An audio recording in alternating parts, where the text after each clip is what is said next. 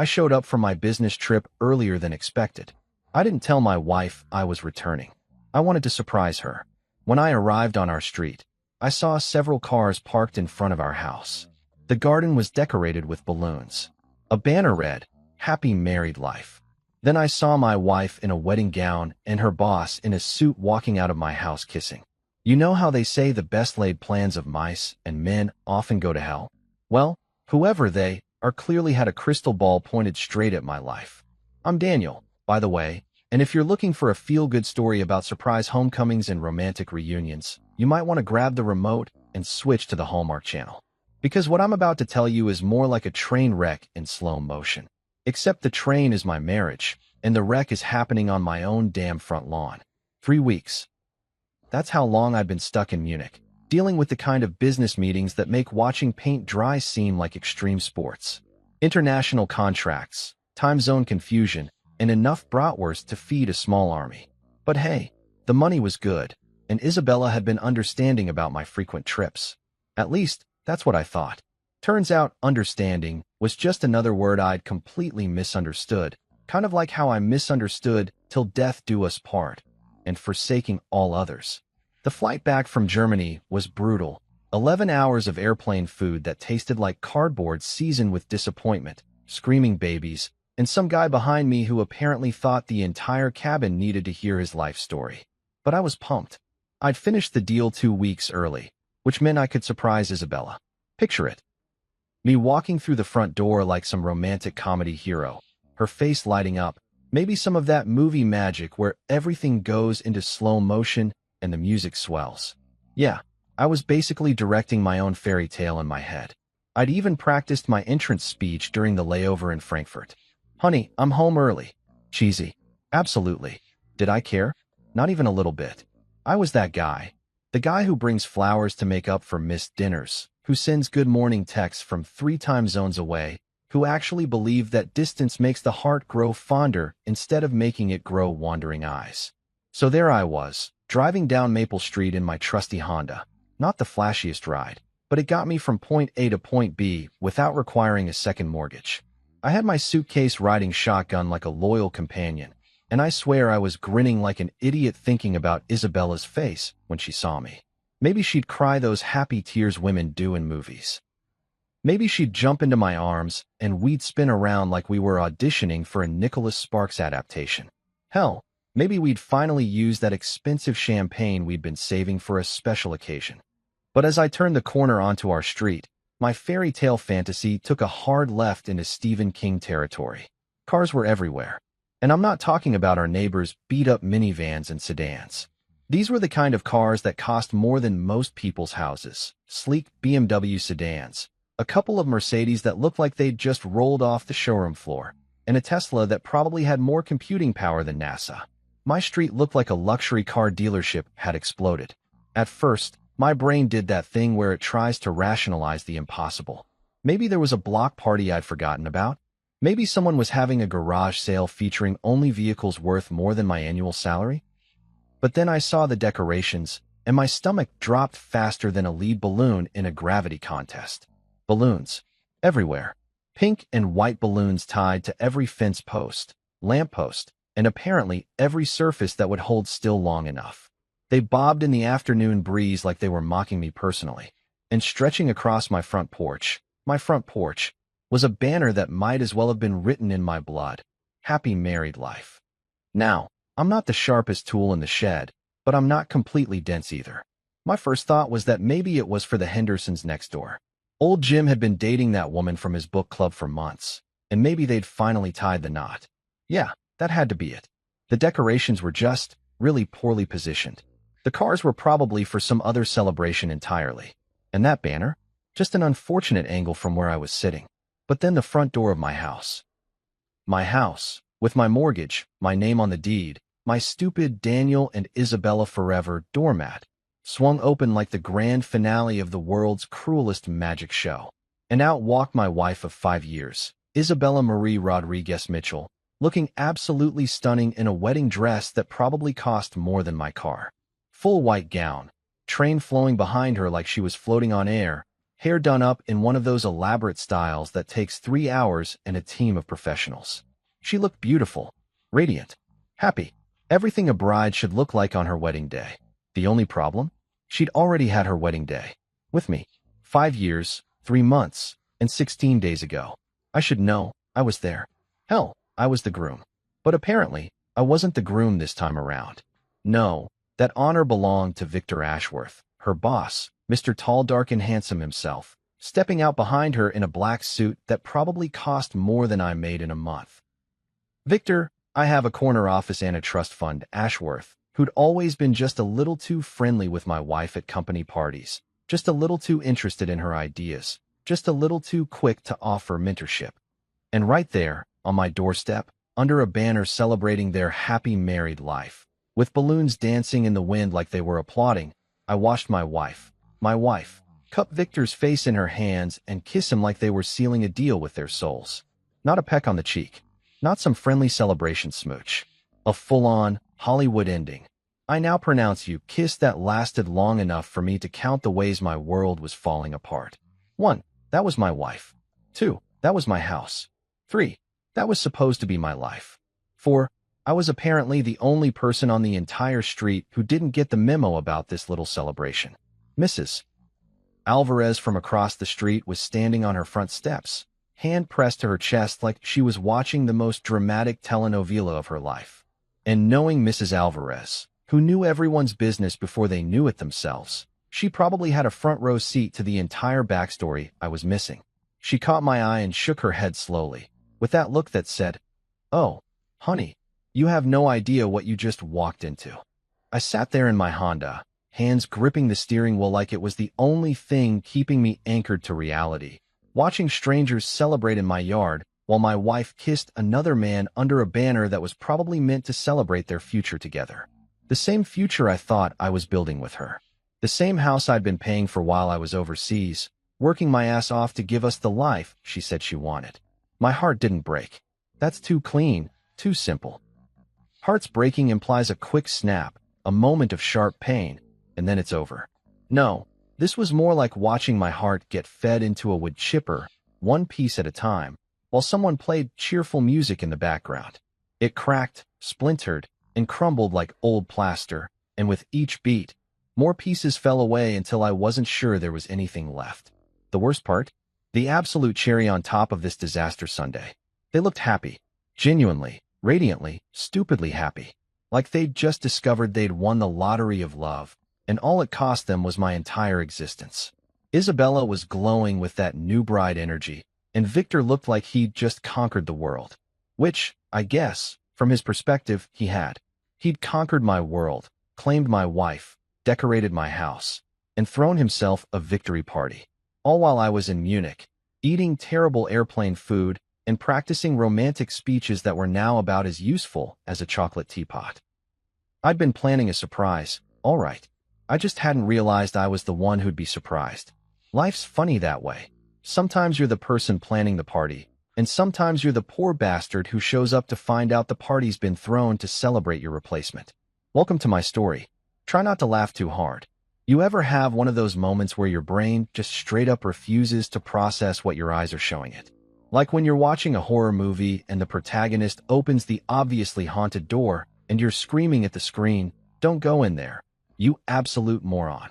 Except this time, I was the moron, and instead of a haunted house, I was staring at my own front yard transformed into some twisted version of a wedding reception that I definitely didn't RSVP to.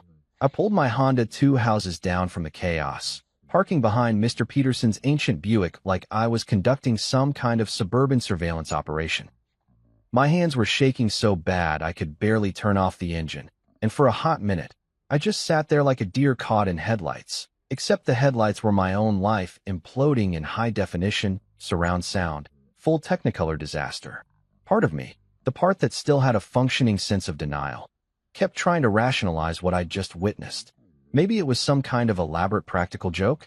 Maybe Isabella had been cast in a local theater production, and this was just a really committed dress rehearsal. Hell, maybe I'd finally snapped from all those international business trips and was having some sort of stress-induced hallucination brought on by too much airplane coffee and jet lag. But even as my brain scrambled for logical explanations, my gut knew the truth. And my gut was currently doing backflips while simultaneously trying to crawl out of my body and find somewhere safer to hide.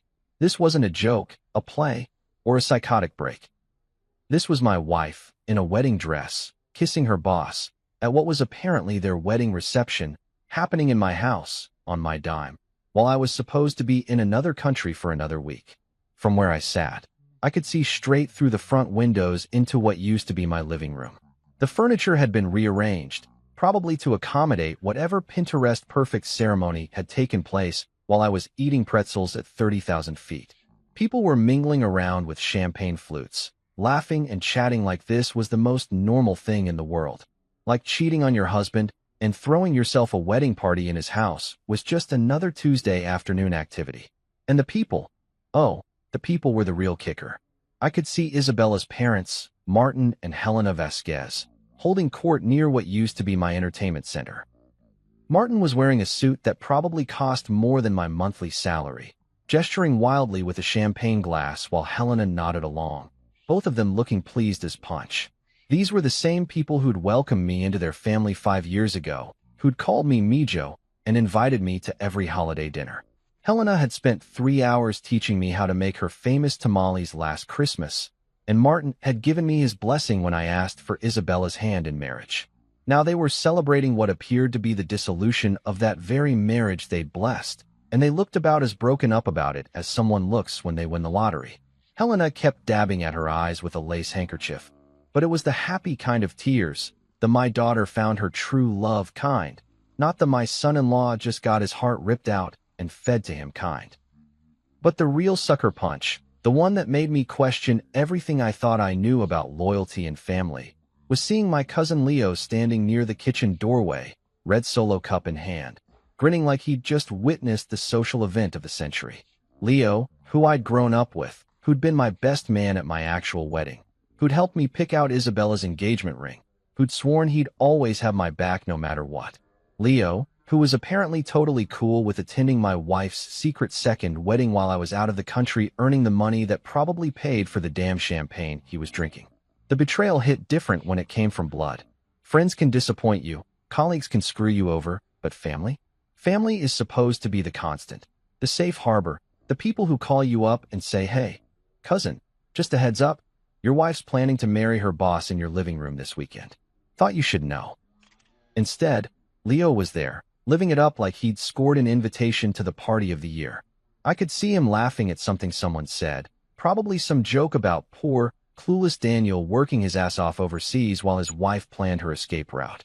The sight of him made my stomach turn in a way that had nothing to do with airplane food and everything to do with the realization that apparently I'd been living in a bubble of my own making, trusting people who'd been playing a completely different game. I grabbed my suitcase from the passenger seat, because apparently I was glutton for punishment and still thought I might need it, and started walking toward the house like I was approaching the scene of a crime. Which, let's be honest, I basically was. The crime? Grand theft marriage, with a side of emotional homicide. With each step closer to my own front door, the conversations got clearer, the laughter got louder, and my sense of reality got more distorted. I could hear champagne glasses clinking, could smell what was probably some expensive catered food, could see the way people's faces were flushed with celebration and good times. Everyone was having a blast at Daniel's expense, literally and figuratively. The moment I stepped onto my own front porch, the porch I'd painted last spring while Isabella complained that the color was too boring, everything stopped.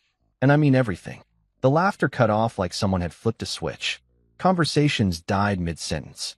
Hell, I'm pretty sure someone's champagne glass froze halfway to their lips.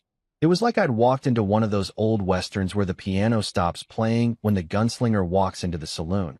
Except instead of a gunslinger, I was just a guy with a suitcase who'd made the grave mistake of coming home early to surprise his wife.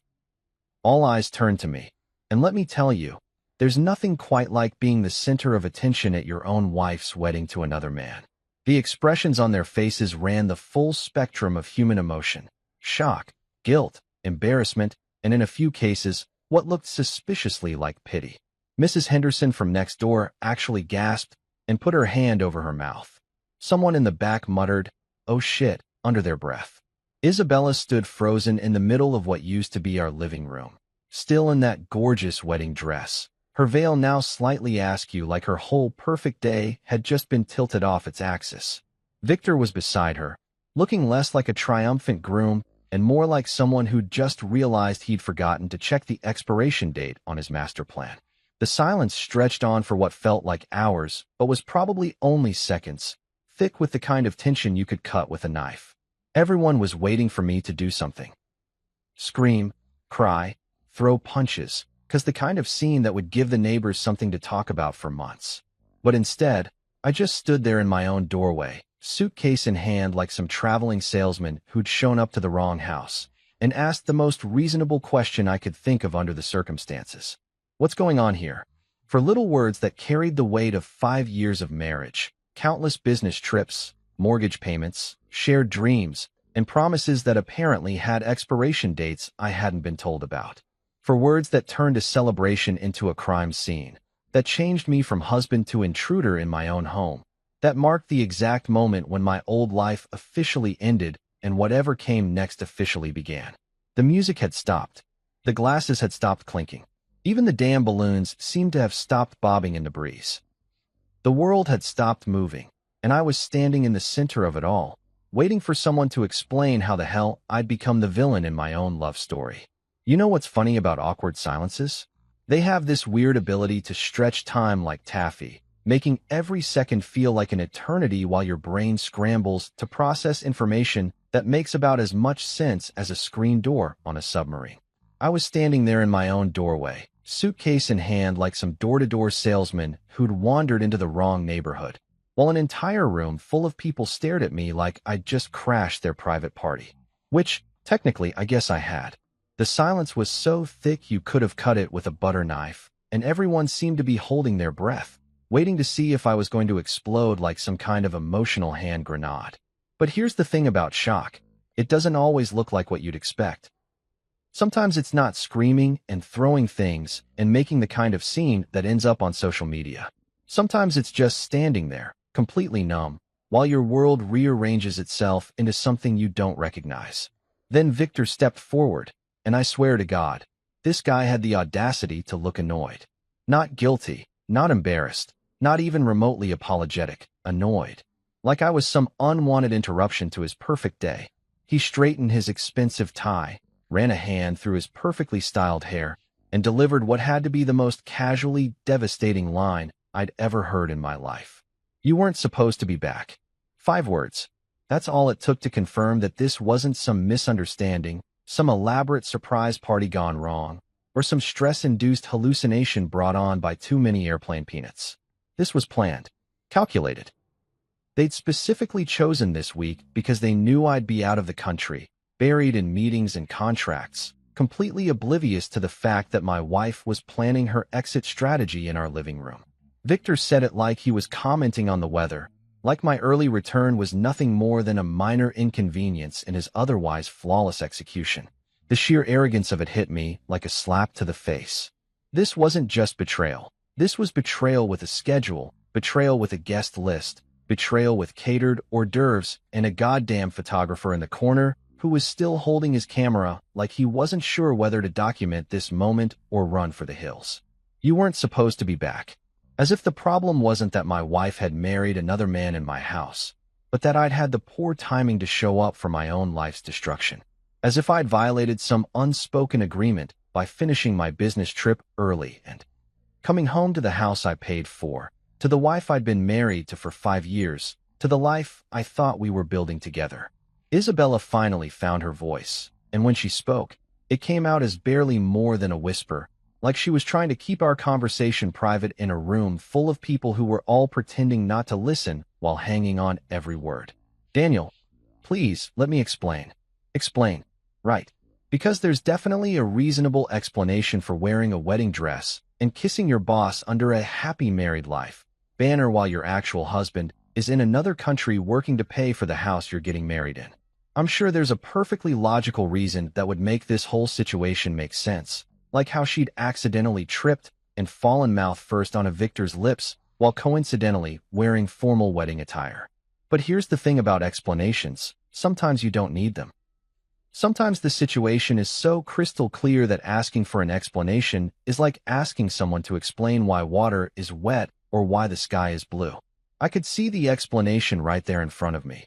My wife in a wedding dress that cost more than most people's cars, a reception in full swing, guests who looked like they'd been having the time of their lives until I showed up to ruin the party. What exactly was there to explain? That she'd been lonely? That Victor had been there for her while I was working my ass off to provide the life she said she wanted? That she'd fallen out of love with me and into love with someone else? But instead of having the decency to tell me before I found out by walking into their wedding reception, she decided to handle it with all the grace and maturity of a reality TV show. Martin, my father-in-law, or former father-in-law, I guess, depending on how you looked at the legal implications of whatever the hell was happening, stepped forward with his hands raised like he was approaching a wild animal. "It's not what it looks like," he said, which had to be the most ridiculous thing anyone had said all day. And that's saying something considering Victor's opening line. Not what it looks like. Really? Because from where I was standing, it looked like my wife had thrown herself a wedding to marry her boss while I was out of town, using my house as the venue and apparently my extended family as guests. If that wasn't what it looked like, then I was seriously questioning my ability to process visual information. Helena, my mother-in-law, bustled over with that frantic energy that mothers get when they're trying to manage a crisis. She reached for my arm like she was going to lead me away from the scene, whispering urgently, "Don't cause a scene, Daniel. Please, let's talk about this privately." A scene. That's what she was worried about. Not that her daughter had just blown up her marriage in the most spectacular way possible. Not that her son-in-law had just walked into his own personal nightmare, but that I might cause a scene. Because apparently, the appropriate response to discovering your wife's secret wedding was to quietly excuse myself, maybe go wait in the kitchen while they finished up their celebration, and handle this whole mess with the kind of discretion that would preserve everyone else's comfort. Don't cause a scene. In my own house. At my wife's wedding to another man. While surrounded by people who had clearly known this was happening and had chosen to attend rather than, I don't know, give me a heads up that my life was about to implode. The audacity was breathtaking. The sheer, unmitigated gall of asking me not to cause a scene when they'd just caused the biggest scene in the history of my existence. They'd redecorated my house, invited dozens of people, hired what looked like professional catering, and thrown a full-scale wedding reception. But I was the one who needed to keep it down and avoid making a fuss. And Leo, God, Leo was the worst part of all of this. My cousin, my childhood partner in crime, the guy who'd been my best man and had sworn to always have my back, was standing there looking at his shoes like he could disappear if he avoided eye contact long enough. The shame was written all over his face. But he was still there, still at the party, still holding his red Solo cup like it was some kind of shield against the awkwardness of being caught celebrating his cousin's marital destruction. I could feel every pair of eyes in the room on me, waiting to see what I'd do next. Would I scream? Would I cry? Would I throw punches and give them the dramatic confrontation they were probably expecting? The photographer in the corner had actually raised his camera again, like he was hoping to capture the money shot of my breakdown for posterity. But instead of giving them the scene they were waiting for, instead of providing the entertainment they probably thought they deserved, I did something that surprised even me. I laughed. Just once, short and sharp, like a bark of disbelief. It came out sounding more broken than amused, but it was still a laugh, and it seemed to catch everyone off guard. "So this is my surprise?" I said, looking around the room at all the guilty faces, the abandoned champagne glasses, the wedding decorations that were still hanging cheerfully from my ceiling like nothing had changed. This is what I get for finishing early and wanting to come home to my wife. The silence that followed was even heavier than the first one, loaded with guilt and shame and the kind of tension that makes everyone wish they were anywhere else in the world. And in that moment, standing in my own living room surrounded by people who had collectively decided that my feelings were less important than their party, I realized that this wasn't just the end of my marriage. It was the end of my naivety, my trust, and my belief that the people closest to you would never deliberately destroy your world while you weren't looking. You ever notice how in movies, when someone's world falls apart, they always have this dramatic moment where they storm out, slam doors, maybe throw something for good measure? Well, real life isn't quite that cinematic. Sometimes the most devastating thing you can do is just walk away quietly. And let me tell you, that's exactly what I was planning to do. I was going to turn around, walk back to my Honda, and drive away from this nightmare with whatever dignity I had left intact. But apparently, Isabella had other plans. I'd barely made it 3 steps down my own front walkway when I heard the distinctive sound of expensive heels clicking rapidly on concrete behind me. I didn't need to turn around to know it was her. I'd been listening to that particular soundtrack for 5 years. But what I wasn't prepared for was the visual that came with it. My soon-to-be ex-wife running after me in full wedding regalia, her veil streaming behind her like some twisted version of a romantic comedy chase scene. Except this wasn't romantic, and it sure as hell wasn't comedy. This was tragedy with a capital T, playing out on Maple Street while half the neighborhood watched from behind their curtains like it was their own personal episode of Days of Our Lives. "Daniel, wait," she called out, and I could hear the desperation in her voice, could picture her trying to manage that ridiculous train while speed-walking in heels that probably cost more than my monthly car payment. "Please, you have to let me explain." I stopped walking but didn't turn around. Not yet. I wasn't ready to see her face, wasn't ready to look at the woman I'd loved for 7 years, dated for 2, married for 5, while she stood there in another man's wedding dress, trying to convince me that this whole situation had some reasonable explanation.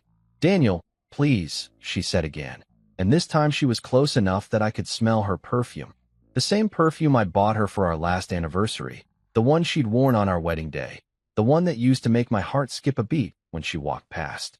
Now it just made me feel sick. I finally turned around, and Jesus, she looked absolutely beautiful. That's the thing they don't tell you about heartbreak. Sometimes the person destroying your life looks like an angel while they're doing it. The wedding dress fit her perfectly, probably custom-made knowing Victor's taste for expensive things. Her makeup was flawless, her hair styled in an elaborate updo that must have taken hours. She looked like every bride's dream of perfection. She also looked guilty as hell. "I was lonely," she blurted out. Like that explained everything. Like those 2 words could somehow justify the nuclear bomb she just dropped on our marriage. "Daniel, you were gone too much. Victor was there for me when you weren't." And there it was. The explanation I'd supposedly needed to hear. I was gone too much. Working too hard, traveling too often, trying to build the financial security that she'd said she wanted, that we'd planned for, that was supposed to be our foundation for the future. I'd been busting my ass in Germany, dealing with clients who thought business dinners at midnight were totally reasonable, sleeping in hotel rooms that all looked the same, counting down the days until I could come home to her. Meanwhile, she'd been here, being lonely, and apparently the solution to that loneliness was to marry her boss in our living room while I was eating overpriced schnitzel and trying to close deals that would set us up for life. She reached out toward me, her hand extended like she was going to touch my arm. Like physical contact might somehow bridge the gap between "I was lonely" and "I married someone else." I took a step back. Not dramatically, not with any grand gesture, just a simple step backward that put space between us. But the way her face crumpled, you'd have thought I'd slapped her. So the solution was to marry him. I asked, and I was proud of how level my voice sounded, considering my insides felt like they'd been put in a blender. In my house. It was such a simple question. Really. Logic 101. If you're lonely because your husband travels for work, the reasonable solutions might include talking to your husband about it, suggesting he travel less, maybe seeing a marriage counselor, hell, even getting a divorce like a normal person. But throwing yourself a wedding party while your husband is out of the country? That's not a solution to loneliness. That's just straight-up betrayal with fancy decorations. Isabella's mouth opened and closed like she was trying to find words that didn't exist. What could she say? "Well, Daniel," I weighed my options and decided that adultery with a side of bigamy was the most mature way to handle my feelings. There was no explanation that would make this make sense, and we both knew it. That's when Victor decided to join our little sidewalk drama, because apparently, he couldn't let Isabella handle her own mess. He walked down the front steps with this casual confidence that made me want to punch something, preferably his perfectly symmetrical face. The guy looked like he'd stepped out of a magazine ad for expensive cologne. Tall, dark, handsome, and completely lacking any sense of shame about the situation. He didn't say anything at first, just stood there next to Isabella like he was claiming his territory, like he was making sure everyone on the street knew who the new man of the house was. The silence was thick with testosterone and awkwardness, and I could practically feel the neighbors taking notes from their windows. Mrs. Alvarez was still on her front porch, no longer even pretending not to stare. She'd been living on our street for 15 years and had probably never seen anything this dramatic outside of her telenovelas. I caught her eye for a second, and she just shook her head slowly, like she was watching a tragedy unfold and couldn't look away. Old Mr. Peterson had come out to get his mail and was taking an unusually long time sorting through it, clearly eavesdropping on our conversation while pretending to be fascinated by what was probably nothing but bills and junk mail. Even the Martinez kids from 2 houses down had stopped their sidewalk chalk art to watch the show. The whole street was watching me fall apart in real time, and somehow that made it worse. This wasn't just private humiliation. This was public destruction, with an audience and everything. My marriage was ending on display, like some twisted performance art piece titled, "How to Destroy a Man's Life in 5 Easy Steps." Victor finally broke the silence, but not in the way you'd expect. He didn't apologize, didn't try to explain, didn't even acknowledge that what they'd done was monumentally fucked up. Instead, he looked at me with this expression of mild annoyance, like I was a problem he needed to solve rather than a human being whose life had just been destroyed. "This doesn't have to be difficult," he said, and I swear his tone was the same one you'd use to negotiate a business deal. "We can handle this like adults." Adults, right? Because adults definitely handle relationship problems by throwing secret weddings while their spouse is overseas. Because mature people definitely resolve marital issues by redecorating someone else's house and inviting their families to celebrate the demise of a 5-year marriage. I looked at Isabella, really looked at her, and for a moment I saw the woman I'd fallen in love with 7 years ago. The woman who used to laugh at my terrible jokes, who'd spend Sunday mornings in bed with me reading different sections of the newspaper, who'd cry during commercials about dogs finding their forever homes. But that woman felt like a stranger now, like someone I'd invented in my own head. "You've made your choice," I said, and my voice came out steadier than I felt. "Now live with it."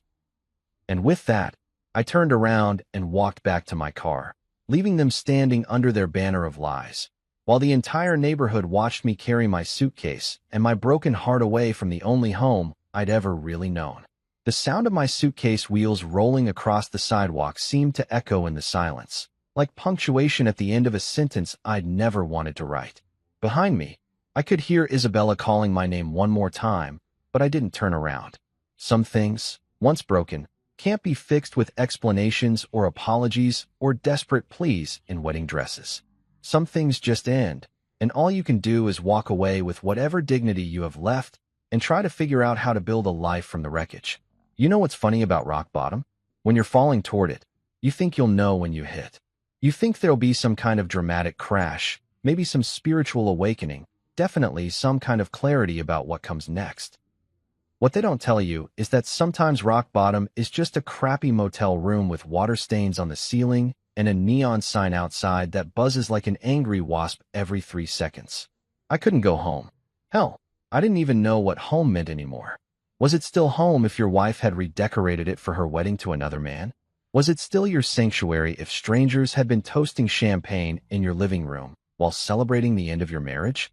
So instead of driving back to Maple Street, I found myself pulling into the Sunset Motor Lodge on the edge of town, the kind of place that rents rooms by the hour and doesn't ask too many questions about why you're checking in with nothing but a suitcase and a shell-shocked expression.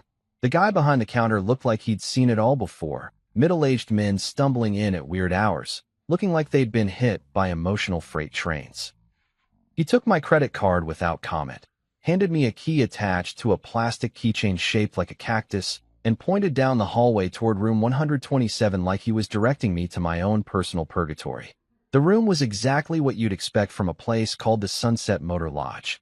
Carpet that had seen better decades, a bed that sagged in the middle like it was tired of supporting broken dreams, and a TV that only got 3 channels, none of them worth watching.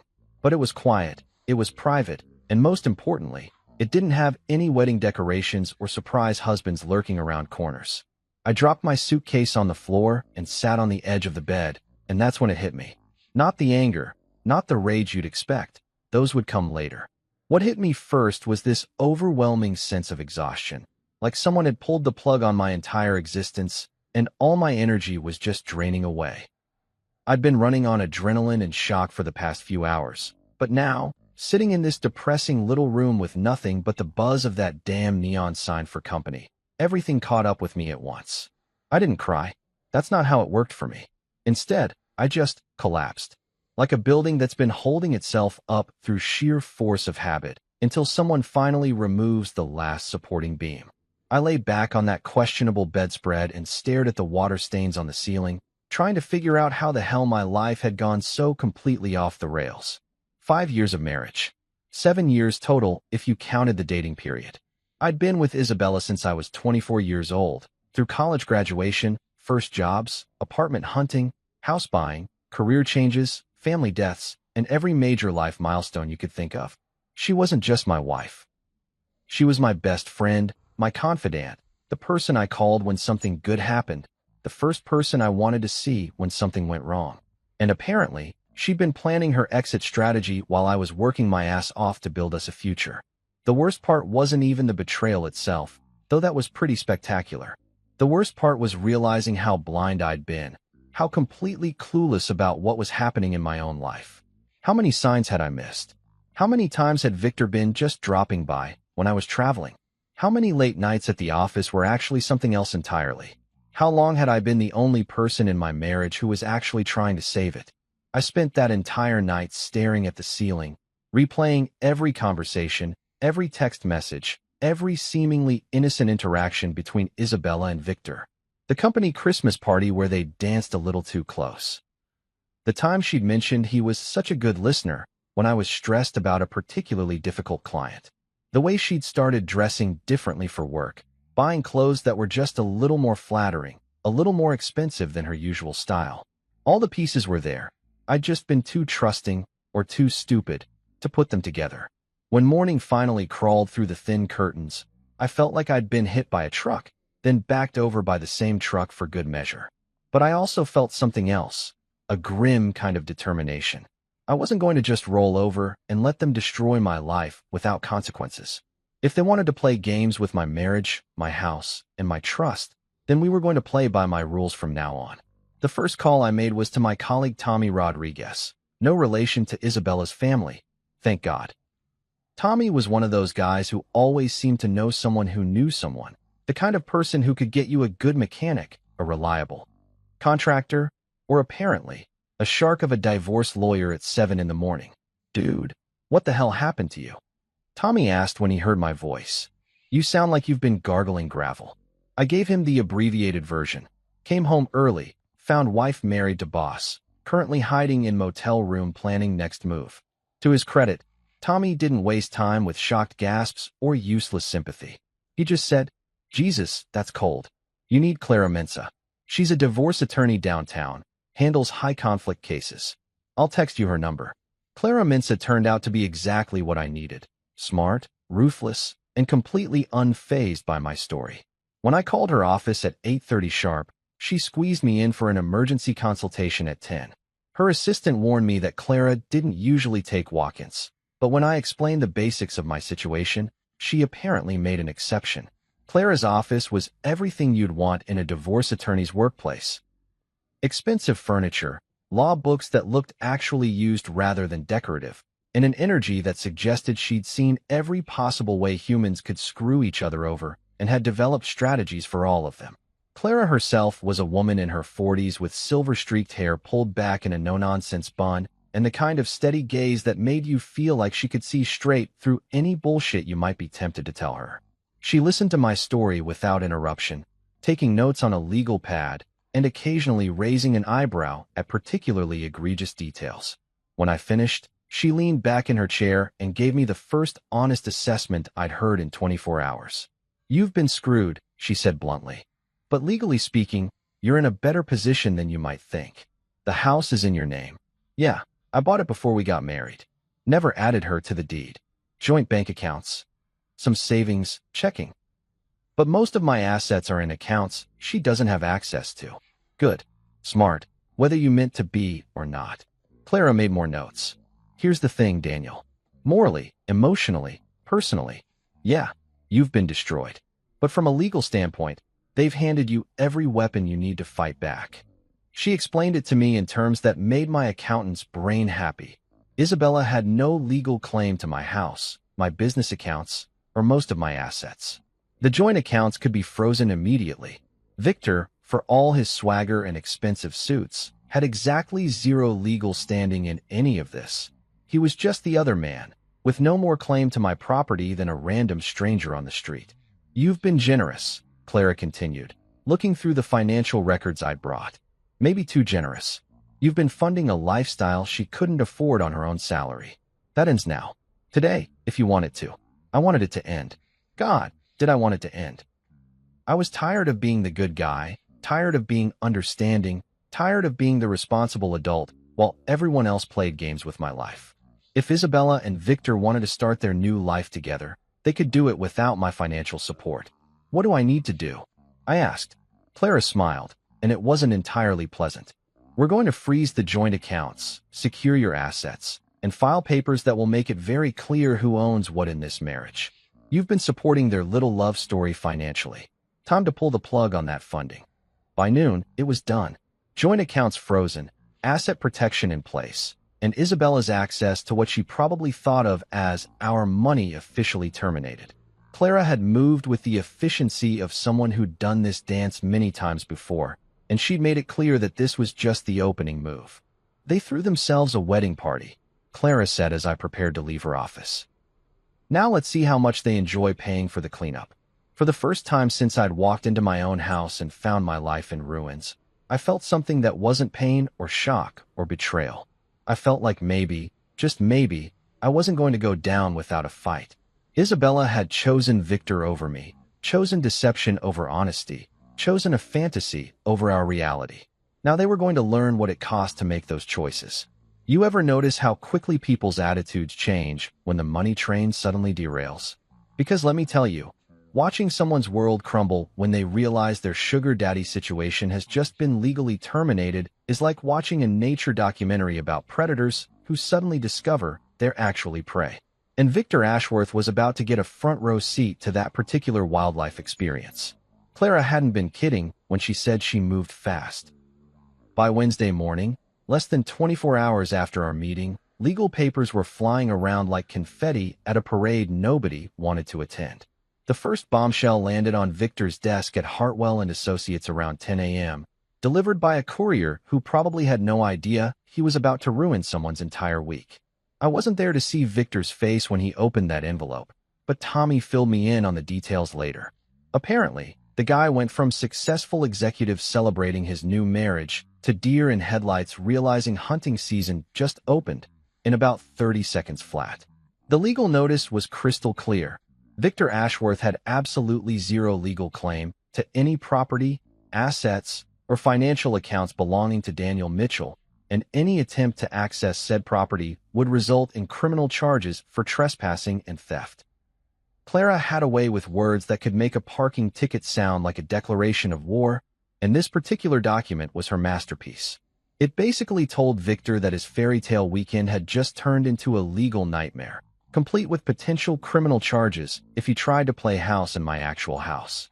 But the real beauty of Clara's strategy wasn't just the immediate legal smackdown. It was the timing. See, Victor had spent the weekend living it up like he'd just won the lottery, probably telling anyone who'd listen about his new wife and his new house and his new life. He'd been strutting around like a peacock who'd just discovered he owned the zoo, completely oblivious to the fact that his entire situation was built on quicksand and wishful thinking. Now he was finding out that not only did he not own anything, but he was also about to become legally homeless if he didn't vacate the premises immediately. And let me tell you, there's nothing quite like a reality check delivered via legal courier to really put a damper on your honeymoon phase.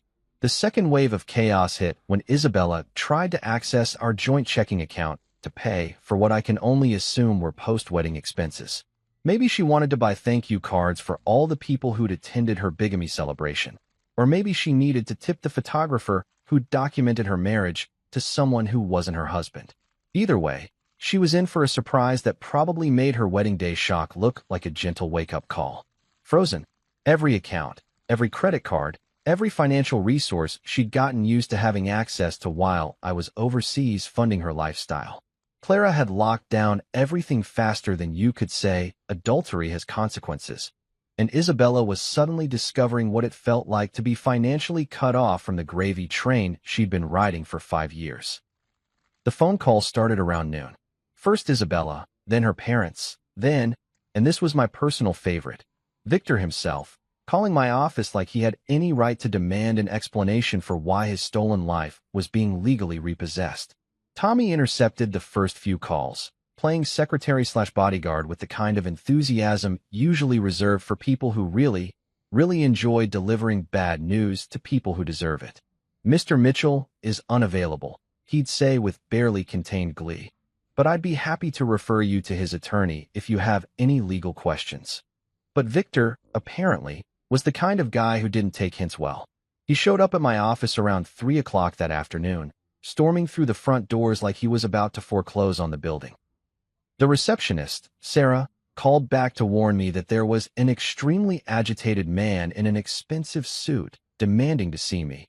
And honestly, that description could have applied to half the lawyers in the city, but I had a pretty good feeling I knew exactly which agitated man she was talking about. I could have hidden in my office, could have had security escort him out, could have handled the whole thing through lawyers like a civilized human being. But sometimes, you just need to look the person who destroyed your life in the eye and remind them that actions have consequences. So I walked out to the lobby, where Victor was pacing around like a caged animal who just realized the cage was locked from the outside. He looked different than he had at the wedding reception, less triumphant, more desperate.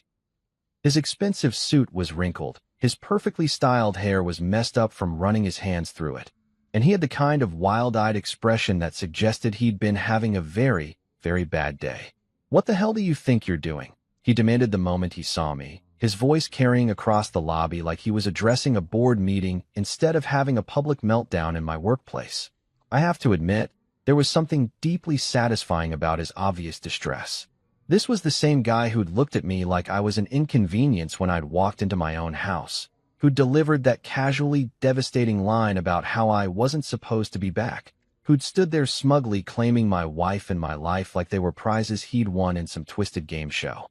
"I'm protecting my assets," I said, keeping my voice calm and professional. "You know, the assets I earned while working overseas. The assets that have been supporting the lifestyle you've been enjoying. The assets that, legally speaking, have absolutely nothing to do with you." His face flushed red, and for a second, I thought he might actually swing at me right there in the lobby. But even Victor wasn't stupid enough to commit assault in front of witnesses and security cameras. Instead, he tried a different approach, the entitled rich boy routine that had probably gotten him out of trouble his entire life. "This is ridiculous," he said, his voice dropping to what I'm sure he thought was a reasonable tone. "Isabella and I are married. We have rights." Rights. That was rich. I couldn't help but smile at that one, which seemed to piss him off even more. "You're right," I said. "You do have rights. You have the right to find your own place to live, the right to pay your own bills, and the right to build your own life without using my money to do it. You can't just cut us off," he said, and there was something almost whiny in his voice now, like a kid whose allowance had just been revoked. "Isabella needs support. She's been dependent on your income." And there it was, the admission I'd been waiting for. Victor wasn't just Isabella's new husband.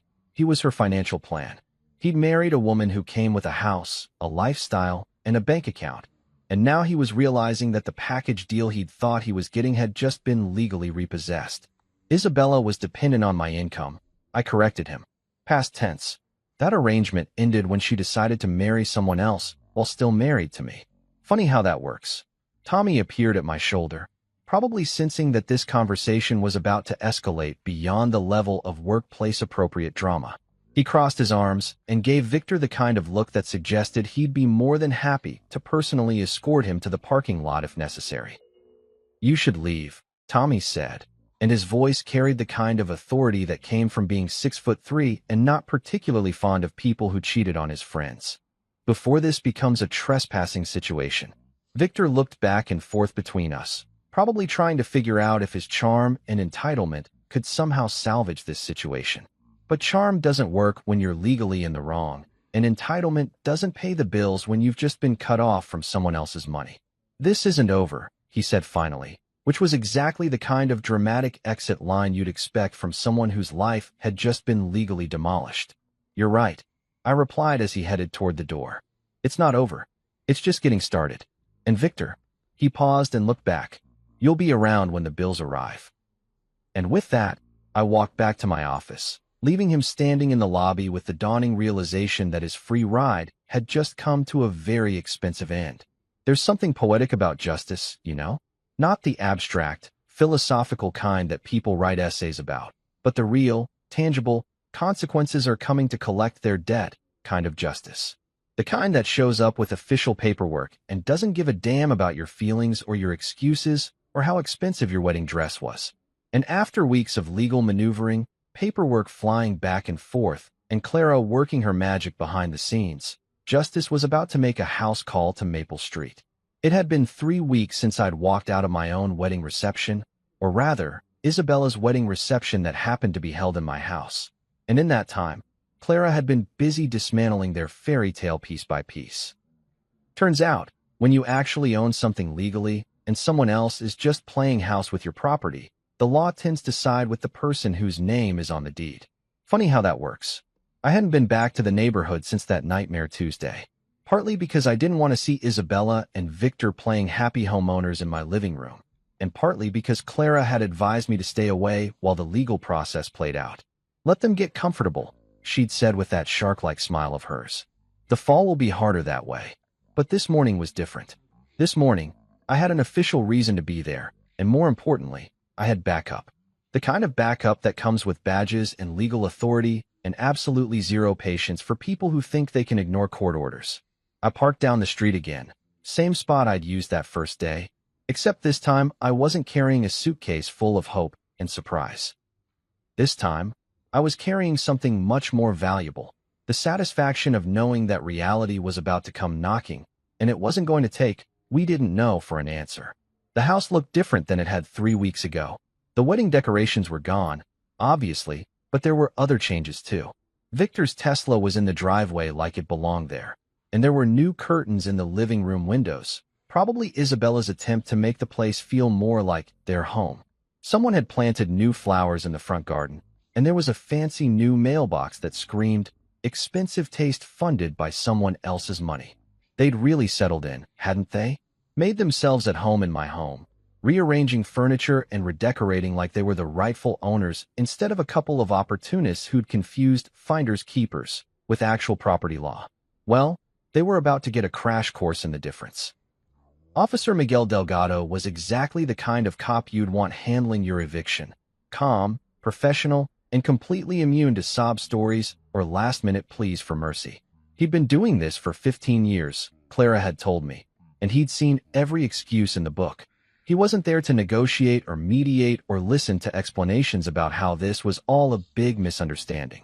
He was there to enforce a court order, period. "Mr. Mitchell," he nodded as I approached. "Your attorney filled me in on the situation.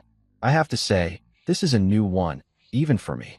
He gestured toward the house with the kind of casual authority that comes from years of dealing with people who think rules don't apply to them. Evicting someone from a house they never legally lived in because they married the legal owner's wife while he was out of town? That's definitely going in the Report Hall of Fame. The front yard was already showing signs of the chaos to come.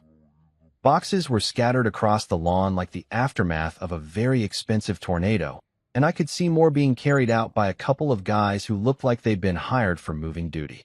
Isabella's clothes, Victor's electronics, wedding gifts that probably came from people who thought they were celebrating true love instead of witnessing a spectacular case of adultery with delusions of grandeur.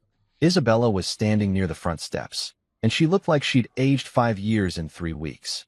The radiant bride from the wedding day had been replaced by someone who looked like she'd been living on stress and regret. She was clutching that same wedding dress. Apparently, she'd held onto it like some kind of security blanket, and watching her life get packed into cardboard boxes by strangers.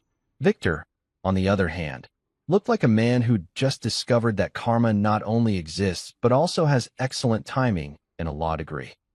He was arguing with Officer Delgado, gesturing wildly with the kind of entitled frustration that suggested he still didn't quite understand how he'd gone from living in a house to being legally evicted from it in less than a month. "This is ridiculous," Victor was saying, his voice carrying across the yard with the kind of indignation usually reserved for people who've never faced consequences for their actions. "I live here. We're married. This is our home." Officer Delgado had the patience of a saint and the authority of someone who'd heard this exact argument from deadbeat tenants, squatters, and now, apparently, homewreckers with delusions of property ownership. "Sir," he said in that calm, professional tone that cops use when they're explaining reality to people who don't want to hear it. "According to these court documents, this property belongs to Daniel Mitchell. You have no legal claim to this residence.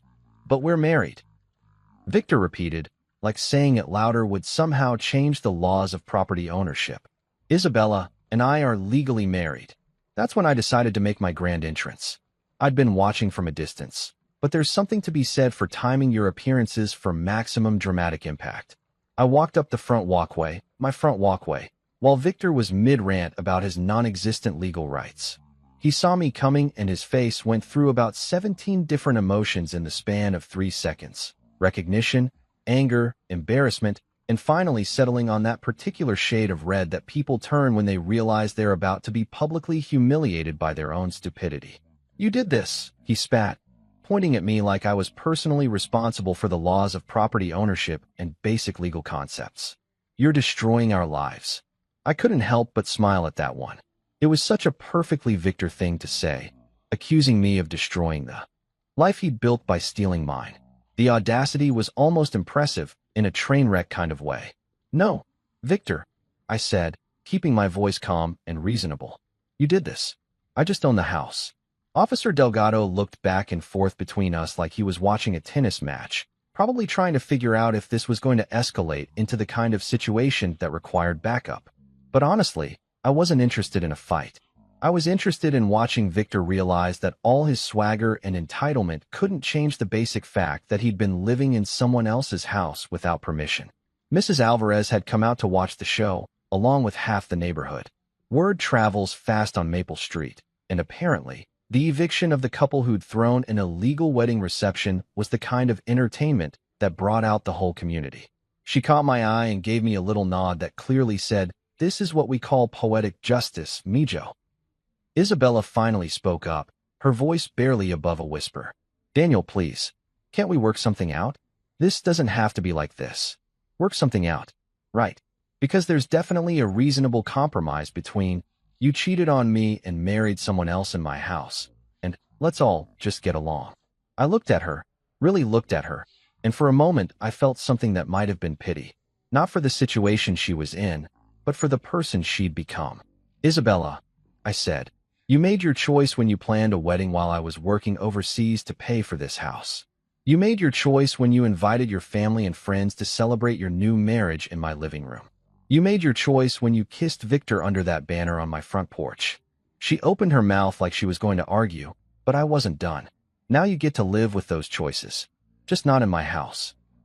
Officer Delgado cleared his throat, probably sensing that this conversation had reached its natural conclusion.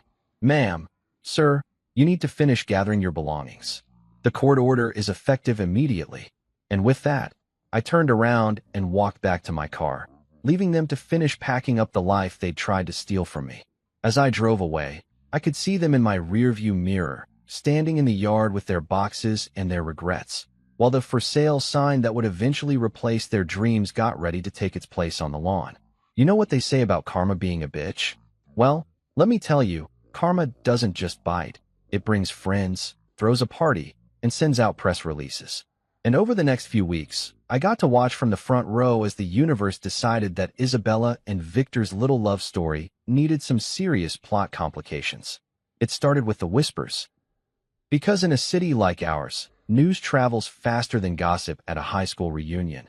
And apparently, the story of the boss who married his employee while she was still married to someone else was the kind of scandalous office drama that people couldn't stop talking about. Victor had probably thought his workplace romance was going to be the stuff of corporate legend.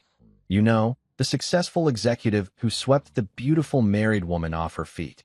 Instead, it became the cautionary tale that HR departments use to explain why workplace relationships require disclosure forms. Tommy filled me in on the details over drinks at Murphy's Pub, because apparently, the business community in our city is smaller than you'd think, and everyone knows someone who works at Hartwell and Associates. Dude, Tommy said, shaking his head as he nursed his beer. Victor's basically become the office pariah. Nobody wants to work with a guy who's known for breaking up marriages. Bad for the company image, you know? Turns out, Hartwell and Associates was one of those old-school firms that prided themselves on family values and ethical business practices. Having one of their senior partners become famous for adultery and homewrecking wasn't exactly the kind of publicity they wanted associated with their brand. So Victor found himself being quietly shuffled to the sidelines, passed over for the big clients, excluded from the important meetings, and generally treated like someone with a contagious case of poor judgment. They didn't fire him, Tommy explained, but they might as well have.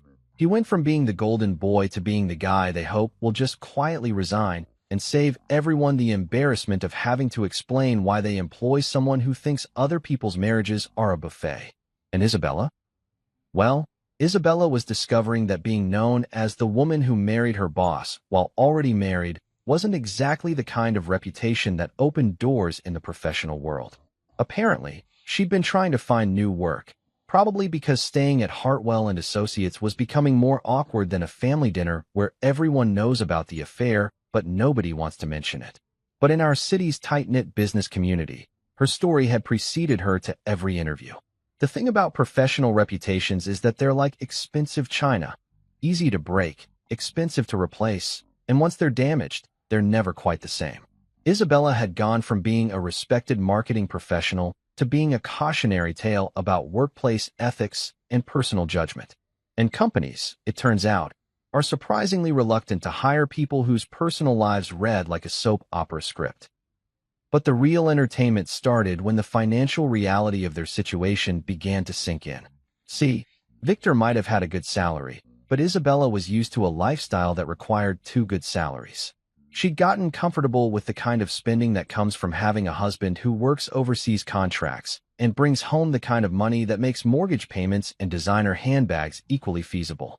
Now she was dealing with Victor's suddenly uncertain income while trying to explain to potential employers why her last job ended around the same time her marriage imploded in a very public way. And Victor, meanwhile, was discovering that supporting a wife who'd gotten used to a certain standard of living was a lot more expensive when you couldn't supplement it with someone else's bank account. The messages started arriving about 2 weeks after the eviction. Isabella, reaching out through text messages that started angry and gradually shifted to desperate. At first, they were all righteous indignation. How dare I cut her off financially? How dare I evict them from their home? How dare I destroy their happiness over a simple misunderstanding? Daniel, this is cruel and unnecessary, one of them read. We can work this out like adults if you just stop being vindictive. Vindictive, right?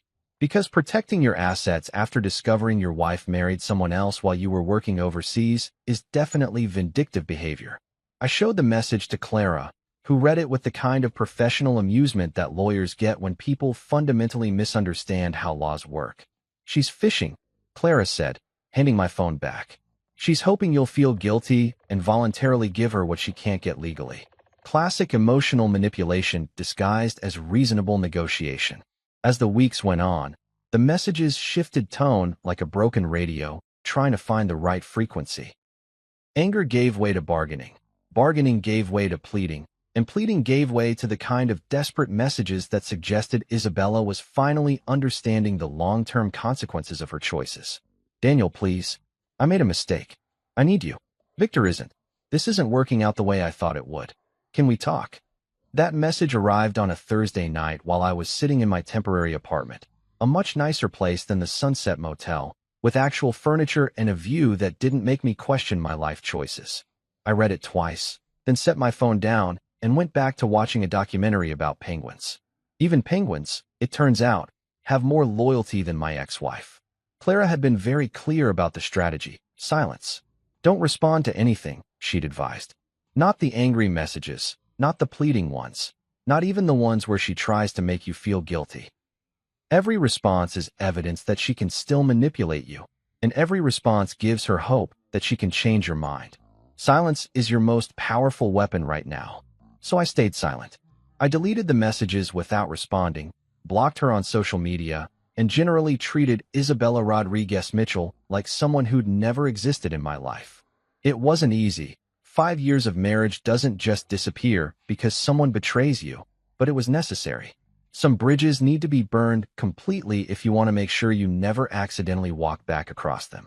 The really satisfying part came when Leo finally worked up the courage to contact me.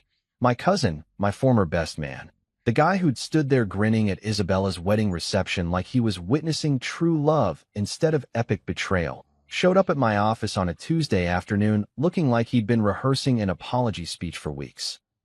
"Daniel," he started, and I could tell from his voice that this was going to be one of those conversations where someone tries to explain away their terrible judgment with a combination of guilt and rationalization. "I need to apologize. I should have told you about Isabella and Victor. I should have called you, should have warned you, should have not attended their wedding reception," I interrupted, because honestly, I didn't have the patience for a long-winded explanation of why blood relations thought it was okay to celebrate the destruction of my marriage. Leo looked like I'd slapped him, which was probably the first honest expression I'd seen from him since this whole mess started. I thought maybe you knew. Maybe you'd agreed to some kind of arrangement. You thought it was normal for married women to throw wedding receptions for their new husbands while their actual husbands are overseas working? I asked. You thought that was a reasonable assumption to make. He opened his mouth, closed it, and then tried again. I was confused. The whole situation was confusing. Isabella said. I don't care what Isabella said. I told him. Isabella says a lot of things. What I care about is that when push came to shove, you chose to party instead of picking up a phone. The conversation went downhill from there, ending with me telling Leo that blood might be thicker than water, but loyalty was thicker than both, and he'd made his choice when he'd chosen champagne and celebration over family and truth. "Don't come again," I said as he headed for the door, and I meant it. Some relationships don't survive betrayal, even family relationships. Especially family relationships, because family is supposed to be the safety net that catches you when everyone else lets you down.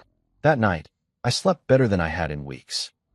There's something liberating about cutting ties with people who've proven they can't be trusted, something freeing about realizing that you don't owe loyalty to people who've shown you none in return. Isabella could send all the desperate messages she wanted. Victor could struggle with his damaged reputation and financial reality. Leo could live with the guilt of choosing sides and picking the wrong one. Me? I was finally free to focus on building something new instead of trying to salvage something that had been broken beyond repair. There's something almost anticlimactic about the end of a marriage when it happens in a courtroom.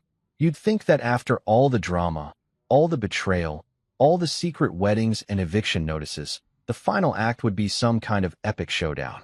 Instead, it's just paperwork, fluorescent lighting, and a judge who's probably seen this exact same story play out 100 times before, except usually without the bigamy subplot. The divorce hearing was scheduled for a Thursday morning in Judge Patricia Henley's courtroom, and Clara had prepared me for what she called the most boring ending to the most dramatic case she'd handled all year. "The papers speak for themselves," she'd told me the day before. "We have documentation of everything, the house deed, the financial records, the evidence of her second marriage while still legally married to you. This isn't going to be a trial, Daniel. This is going to be a formality with a gavel." I'd been living in legal limbo for 2 months at this point, staying in a furnished apartment downtown, while Clara worked her magic behind the scenes. It was a nice enough place, better than the Sunset Motel, anyway, but it felt temporary in a way that made everything else feel temporary too. Like I was existing in some kind of holding pattern while the legal system slowly ground through the process of officially ending what Isabella had already destroyed in practice. The courthouse was exactly what you'd expect. Marble floors, fluorescent lights, and the kind of institutional beige that seemed designed to drain all emotion from whatever drama was unfolding within its walls. I arrived 15 minutes early, because Clara had drilled into me the importance of being punctual professional, and prepared. Let them be the ones who look like they don't have their shit together, she'd said. Isabella and Victor showed up 5 minutes late, looking like they'd rather be anywhere else in the world. Isabella was wearing a conservative black dress that screamed, "I'm trying to look respectable in front of a judge." And Victor was in what was probably his most serious suit. But there was something different about them, something in their body language that suggested the fairy tale had definitely lost some of its sparkle over the past couple of months. They weren't holding hands. That was the first thing I noticed. When they'd been playing house in my living room, when they'd been celebrating their love with my champagne and my mortgage payments, they'd been all over each other. Now they sat on opposite ends of the defendant's table like two people who'd been forced to share an elevator after an awkward breakup. Judge Henley was a woman in her 60s who looked like she'd been dealing with marital disasters since before Isabella was born. She had the kind of no-nonsense demeanor that suggested she could cut through bullshit with surgical precision. And when she looked over the case file, her expression was the judicial equivalent of, "Oh, for crying out loud." "This is certainly an unusual case," she said, adjusting her reading glasses as she flipped through the documents. "Mrs. Mitchell," she paused, looked at Isabella, and corrected herself with what might have been the slightest hint of amusement. "Mrs. Rodriguez, you appear to have gotten married while still legally married to Mr. Mitchell. Is that correct?" Isabella's lawyer, a nervous-looking guy who probably wished he'd gone into tax law instead of family drama, stood up and cleared his throat. "Your Honor, my client was under emotional distress due to her husband's frequent absences for work. She made an error in judgment, but—" "An error in judgment," Judge Henley repeated, and the way she said it made it sound like Isabella had accidentally put salt in her coffee instead of sugar, rather than committing what was technically bigamy. "Mr. Ashworth, did you know that Mrs. Rodriguez was still married when you entered into this arrangement with her?" Victor stood up, and I could see him trying to channel that executive confidence that had probably gotten him through countless business meetings. But courtrooms aren't boardrooms, and judges aren't impressed by the same things that work on middle management. "Your Honor, I was led to believe that their marriage was essentially over," Victor said, and I had to give him credit for trying to sound reasonable while basically admitting that he'd knowingly participated in adultery. Mrs. Rodriguez indicated that she and Mr. Mitchell were separated and that divorce proceedings were imminent. "Imminent," the judge repeated, making a note on her paperwork, "but not actually filed or initiated in any legal capacity." "No, Your Honor." "I see. And you felt comfortable proceeding with a marriage ceremony based on this indication?" Victor's confidence was starting to crack like cheap paint in the sun. "We were in love, Your Honor. Sometimes love doesn't wait for paperwork." The courtroom was so quiet you could have heard a pin drop, and Judge Henley's expression suggested that she'd just heard one of the most ridiculous statements in her long career of listening to people explain their poor life choices. "Mr. Ashworth," she said finally, "love might not wait for paperwork, but marriage does. That's rather the point of having marriage laws in the first place." Clara was sitting next to me, and I could see her trying not to smile. This was going exactly the way she'd predicted. Victor and Isabella's lawyer were essentially arguing that feelings trumped legal reality, which was about as effective as bringing a butter knife to a gunfight. The actual divorce proceedings took about 20 minutes. Clara presented our documentation, the house deed in my name, the financial records showing that I'd been supporting Isabella's lifestyle, the evidence of her second marriage while still legally bound to me. It was all clean, straightforward, and legally bulletproof. Isabella's lawyer tried to argue for alimony, spousal support, some kind of financial settlement that would acknowledge her contributions to the marriage, but Judge Henley shut that down faster than a bouncer at closing time. "Counselor," she said, "your client ended this marriage when she married someone else. She forfeited any claim to spousal support when she committed bigamy. The law is quite clear on this matter." Victor tried to interrupt at that point, standing up like he was going to object to a business decision he didn't like. "Your Honor, with respect, Isabella's financial situation." "Mr. Ashworth," Judge Henley cut him off, "you are not a party to this divorce proceeding.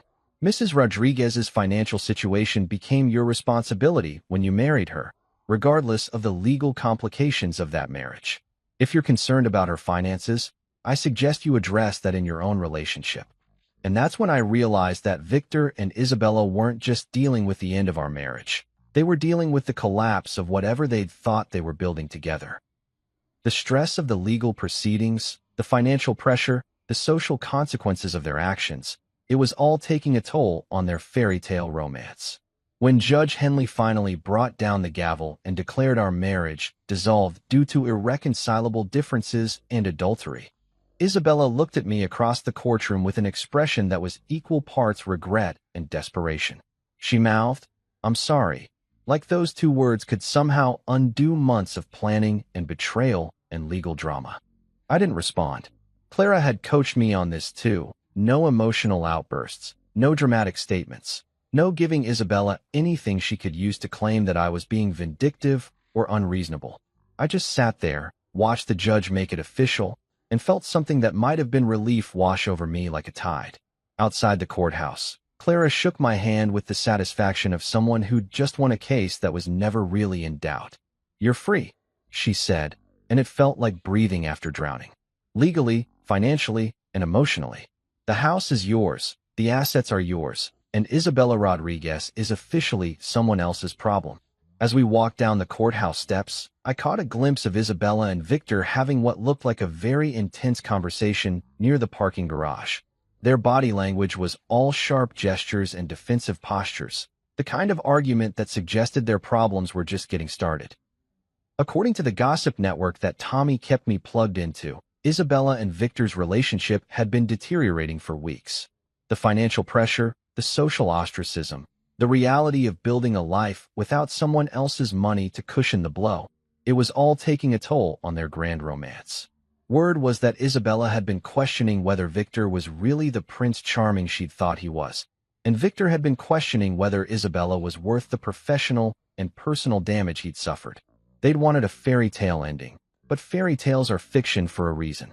In real life, actions have consequences, betrayal has a price, and sometimes the people who destroy your world end up destroying each other in the process.